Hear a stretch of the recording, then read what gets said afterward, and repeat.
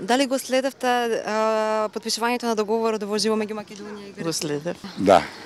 Не го следев. Дали го следевте подпишувањето на договорот? Не.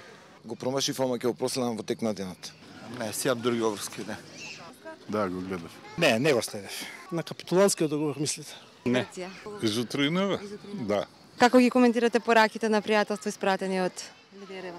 Најпријателски, најдобронамерно и среќен сум и радосен што барем оваа фаза ја поминавме така како што треба. Гордост е да го разберете договорот. Тие што не го разбрале, имат причина да бидат разочарани. Но нивните потомци сигурно ќе бидат посреќни. Што не сум видел, само знам дека не ќе да се менува името, толку. Немаме ние ништо со Грција.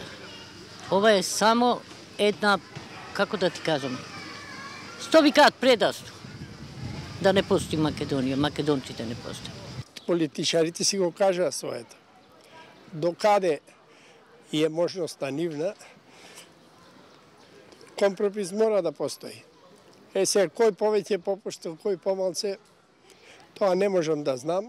Добро е, одлично е све. За мене тоа сето прифатливо и мислам дека ако не го решиме сега, нема да го решиме никогаш. Па немам коментар ништо. Они си ја знаат својата работа. Но и јас се радвам. Тоа е договор за иднината на младите. Дали го прочитавте договорот? Делом.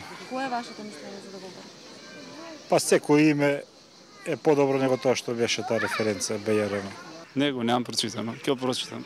Па да бидам искрен, целосно не знам, не сум го прочитал. Договорот си е супер и за време на преговорите во добра насока одеше. И финалниот документ исто така е добар.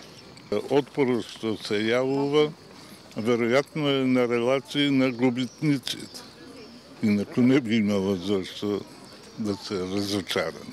Да, го прочитав, се разбира, не можам да кажам одедно читање за сите детали, се разбира дека тој договор е, пак ќе речам, еден чекор напред, има таму уште работи кои што треба да се завршуваат, има обврски кои што следат и сега зависи од способностите и на администрациите, односно на двете општества целосно, како ќе се одвиват понатамошните. Како граѓани што очекувате после решавање толку години? Просперитетот може да нема да биде врзан со тоа дали ќе влезеш во Европска унија или не, зависи од работата на владата тук.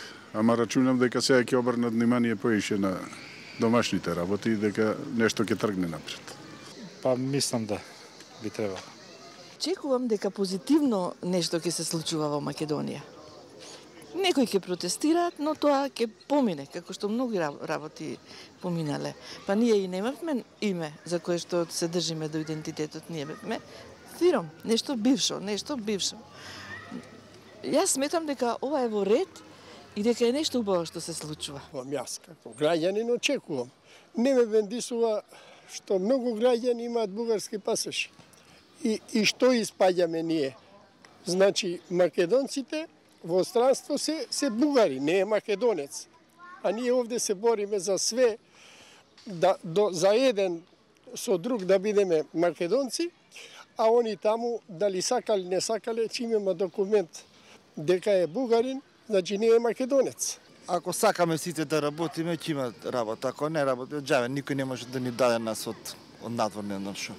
Па граѓаните на прв поглед изгледа дека не добиваат ништо, на прв поглед велам. Граѓаните сепак добиваат една перспектива која што велам не може можда денеска, сега, еден час после подпишувањето да ја видат, но постепено работите ќе се случуваат, се надевам, не само што се надевам, туку верувам дека ќе се случуваат кон подобро. Ставот мислам во септември да го кажам кога што треба. На референдум? Да.